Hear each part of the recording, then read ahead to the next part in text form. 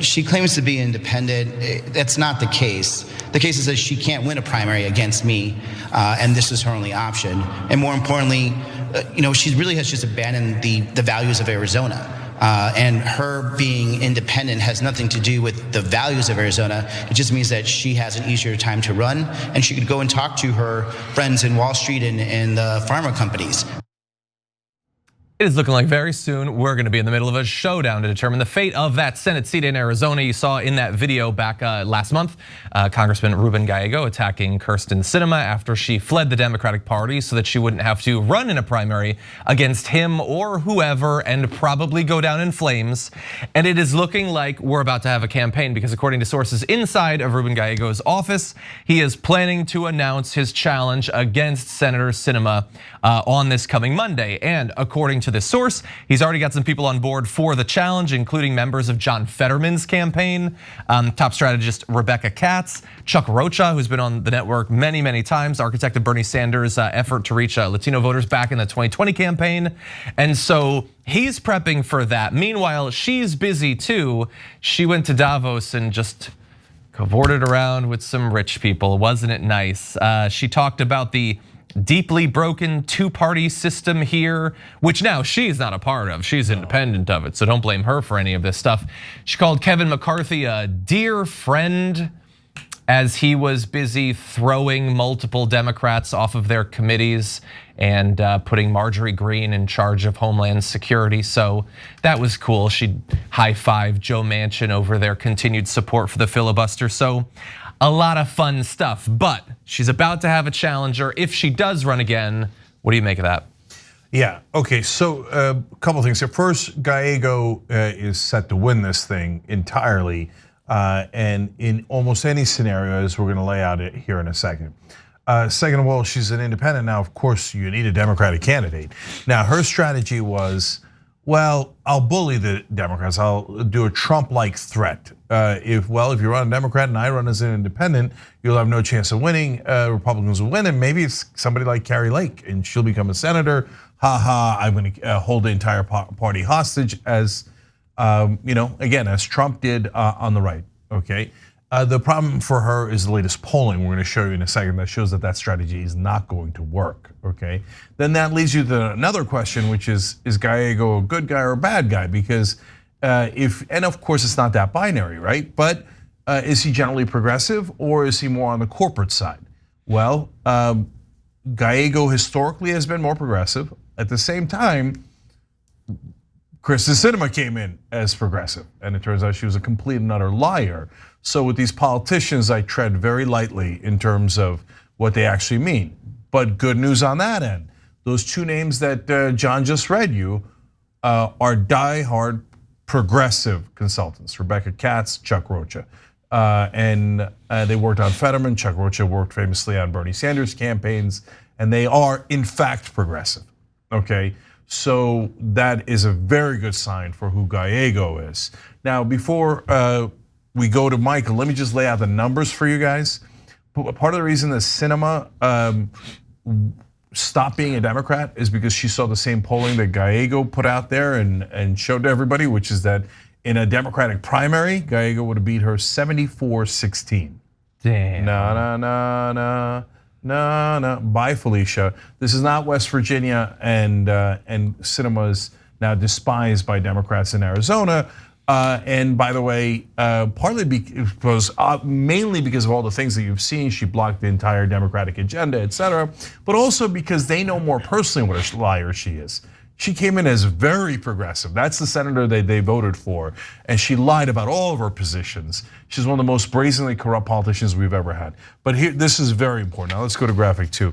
But his allies point to a public policy poll on behalf of Gallego in December that shows Sinema floundering with 13% support in a 3-way general election race, while Gallego and Carrie Lake, a possible Republican opponent, were essentially tied 41% to 40%. In a 2-way matchup. Should Sinema not run for re-election, as some Democrats hope, Gallego had 48% support and Lake was at 47%. Basically, Gallego and Lake are tied in any 3-way scenario and in a 2-way scenario. What does that tell you about Sinema? That 13% she has, first of all, sucks, but could cost the Democrat an election. 13% is a big number, but as it turns out, congratulations, Kyrsten Sinema, you actually are bipartisan because your 13% is coming half from Democrats and half from Republicans, thereby making it ironically irrelevant. Michael.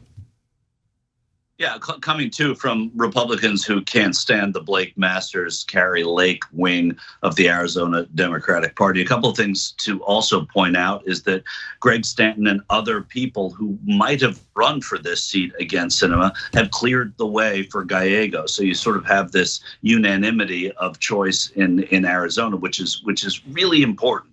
The other part of this that Kyrsten Sinema can talk about all she wants about how she has bipartisan support, but we all know that the money coming from the party is so important in these races, and the money is not going to be going to Sinema in this race, and it's going to be going to Gallego. Gallego, it seems more of a genuine article. You know, Cenk, you talked about how we thought that Sinema was going to be this progressive lion in the Senate. You know, I don't know that we really knew what we were dealing with Sinema. We knew that she was a quirky person, and the quirk turned out to be that she was going to stand in the way of everything Democrats wanted to do, especially in progressive ways. That's not going to be the case with Gallego. I think that he does present as more of a genuine article. He also has, the military background. He has the parts of Arizona that Sinema is losing. He has those locked up. I think it's important that we see exactly what you're talking about, which is that people are going to both sides here, but it's not really going to matter because all the Democratic money and all the Democratic support is going to be going to Sinema. There are a lot of Democrats who are not comfortable voting for her, don't like what she did. Those are the people that are going to Gallego. And there are a lot of Republicans who think that their party has gone too far to the right. Those votes are going to come away from Kari Lake or Blake Masters should they be the nominee. Last dynamic that we have to think about is Kari Lake has hitched her tail to Donald Trump from the beginning. If Ron DeSantis is on the ballot as the presidential candidate for the Republicans in 2024 or someone who isn't Donald Trump, Kari Lake's stock is going to plummet in Arizona. Well, it's also possible that if it is Donald Trump and if he is choosing for her to be the VP, then that could influence this race as well. She definitely wants to be that VP candidate, but she's going to have to get past Marjorie Greene first. We also have to project. You're right, but there's also the Blake Masters aspect there, who lost the Senate seat there. That's going to come into play. So Kari Lake and Blake Masters, hard to draw other than personality-wise. Great distinction between the two of them on paper. Yeah, 100%. And 2 years in the future, Kari Lake will have spent 2 more years talking about how the election was rigged, and that could help or hurt her. Blake Masters could have been training between now and then, using all this billionaire money to raise his name recognition, taking acting classes to pretend that while he's on the debate stage, he's not thinking about removing someone's skin. I mean, there's a lot of things that could influence the race going forward. Do we think though that if Sinema, like it's one thing to make the threat to try to force a Democratic opponent out and have the Democratic Party realize that I guess our only chance is to support her even though she's a third party candidate. But if she's going to get such a small percentage of the vote, that doesn't help her politically. Does she still do it anyway? Does she do it because it still serves the interests of her donors to raise the chance that a Republican will end up coming out of this thing as the winner? What do we think at this point our gut says about how she'll respond to this polling? Does she back out and just become a lobbyist? What does she do? So my guess on that front, Michael, I'm very curious what you think, but my guess on that front is what Michael alluded to, which is the money. So if she winds up getting a substantial amount of money, and she has a lot of friends on Wall Street, I mean, she delivered big time for them. But remember, those guys don't want to bet on a loser. They're not going to bet on someone who they think is going to get 13% and get annihilated. They don't like wasting money.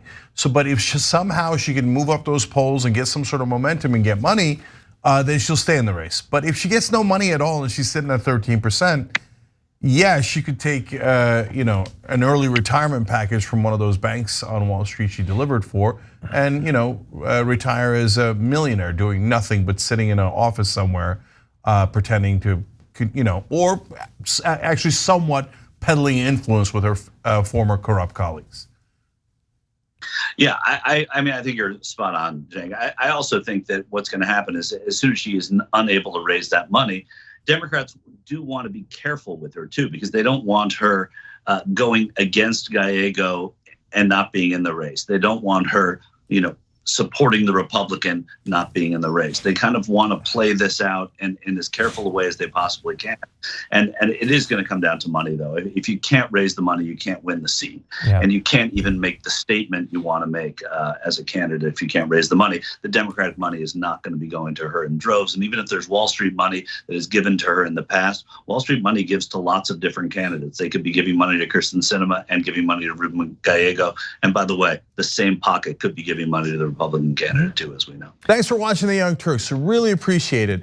Another way to show support is through YouTube memberships. You'll get to interact with us more. There's live chat emojis, badges. You've got emojis of me, Anna, John, JR. So those are super fun. But you also get playback of our exclusive member-only shows and specials right after they air. So all of that, all you gotta do is click that join button right underneath the video. Thank you.